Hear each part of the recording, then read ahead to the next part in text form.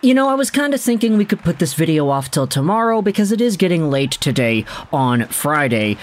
But then I realized, tomorrow the Canadiens play at 10 a.m. my time. That is like prime time when I actually start uploading videos in the morning, so the last thing I would want to do is publish a Montreal Canadiens related video whilst the Canadiens are in the pre-game warm-up and the game is about to begin. I'd lose out on a good bunch of viewers if that was the case.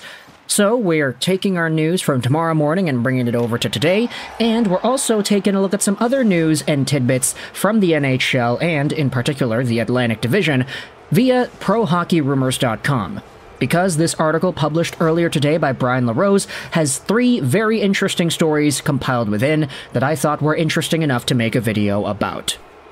So, we're talking about the Canadiens, we're talking about the Leafs, and we're talking about the Sens, starting out with the news that the Montreal Canadiens are expected to activate forward Alex Newhook off the IR on Saturday, paving the way for him to return against Dallas. This was relayed to us via Herb Zurkowski of the Montreal Gazette. He published an article talking about how Newhook is finally back in action against Dallas. I feel good and it's exciting to be back, said the 23-year-old center who went down November 30th with a high ankle sprain. It's been a long 3 months, lots of rehab, and anticipation to get back to this day. Now, before going over any of the extra quotes, let's just go out there and look at the profile here. Newhook is 23 years old, 5'10", 190, left-handed, center left wing, signed till the end of 2027, making $2.9 million a year. A contract that has the potential to be a steal of a deal, but which right now is just kind of whatever. Right now, Newhook is at 13 points in 23 games played, a 55-game pace of about 31 points, which would significantly outproduce his 30-point season with Colorado last year in 82 games.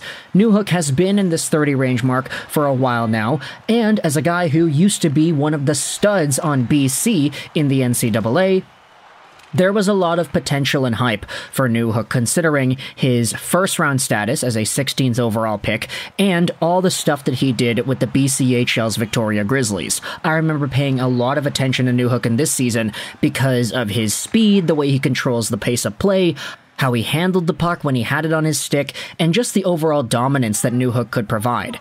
Sure, he hasn't displayed that much success at the NHL level, neither with the Avalanche or with the Canadiens, but there still is a very good profile for a guy who, at 23 years old, is signed on for the next 4 years, hopefully at a contract that could be considered a bargain. Even at $2.9 mil regularly, that's kind of just like, okay, if you can be in the middle of the lineup and do pretty alright things, you're fine. But I believe he was given power play time earlier in practice, moving Tanner Pearson off of that number 1 unit like we had talked about earlier in today's show. But seeing Newhook return definitely is a good sign for Canadiens fans who want to see positive upward growth out of these 2019 guys. Of course, Newhook isn't the only 2019 drafted player on the Canadiens. You've got Kirby Dach, you've got Cole Caulfield. But Newhook is just one of the 3 stories that is talked about in this article on Pro Hockey Rumors. They also talk about, secondly, the Montreal Canadiens sending Lucas Condotta down to the AHL Laval Rocket in order to use up a roster spot to activate Alex Newhook. But elsewhere in the Atlantic Division, we had ourselves some rumors about Nick Robertson, and now he's popped up in recent trade chatter and the Maple Leafs are believed to be willing to move the winger. This is all according to David Pagnotta of the 4th Period. The 22-year-old has managed to stay healthy this season, resulting in him playing in a career-best 31 games, where he has 7 goals and 7 assists. However, Robertson hasn't been able to lock down a full-time spot in Toronto's lineup. Considering his offensive success at lower levels, it stands to reason that several rebuilding teams would have some interest in seeing if Robertson can take a step forward with a new organization.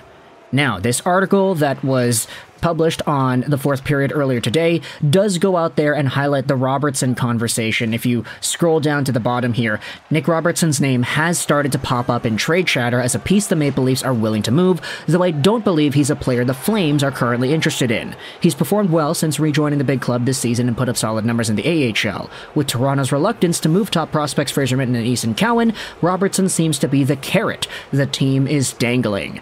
That is a brilliant analogy. Comparing Nick Robertson to a carrot, I like that. But either way, all vegetable analyses aside, Nick Robertson is in a pretty interesting spot considering his position in the lineup, which has been very inconsistent. He has been fairly alright at producing, as we had said, the 14 points in 31 games played. Do the math over 82, that's roughly a 35-point pace if my math is correct. Robertson certainly has a lot more to show for at the NHL level. There have been so many Leafs fans over the past few weeks that have waxed poetic about what they've seen out of Robertson when he is in the NHL. It's just his guarantee to playing in the NHL is certainly not there. So if the Maple Leafs really do feel like Robertson isn't really that necessary of a fit for their squad heading into the playoffs, then maybe they trade him away, maybe they get somebody else that's more valuable right now, maybe they're able to shuffle around some of the guys in the bottom of their lineup and add more flexibility there. But it's apparent via the fourth period's David Pagnotta that Robertson seems to be that carrot, the vegetable piece that the Maple Leafs are dangling around. Now, we have one more piece of news that is talked about in this brilliant article over here. While many expect the Ottawa Senators to move pending UFA winger Vladimir Tarasenko before next month's trade deadline, Daily Faceoff's Frank Saravelli notes that it's not a lock that Ottawa even wants to move him. Okay, that's interesting. This is coming to us via a piece published on Daily Faceoff. This is the brand new trade targets board. Frank Saravelli published this earlier today on the 9th. If you scroll down to the Tarasenko conversation, it's number 12 right here. Here's the scoop. Tarasenko changed agents for the second time in 7 months, hiring teammate Brady Tkachuk's uncle, Craig Oster of Newport Sports.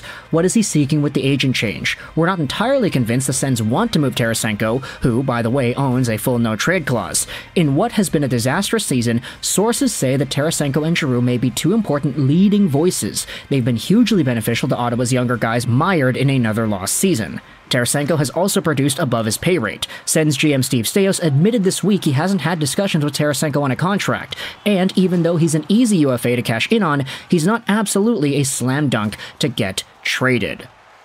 That summary is pretty much brought on over here. The Sens are known to be looking to add quality veterans, and Tarasenko could very well be one of those guys. He recently changed agents, perhaps it was on the hopes of spurring along extension talks that have yet to begin at this point.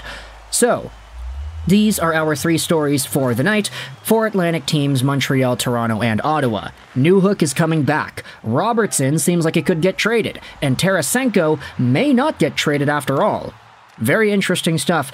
If you are a Sens, Habs, or Leafs fan, let me know your thoughts in the comment section below. How do you feel about each of these three guys and their individual stories? Habs fans, how does it feel to have Newhook coming back? Leafs fans, do you really like the idea of trading away Nick Robertson? Does it depend on the return? Would you rather keep Robertson around and have him in your lineup rather than seeing him maybe get sent somewhere else?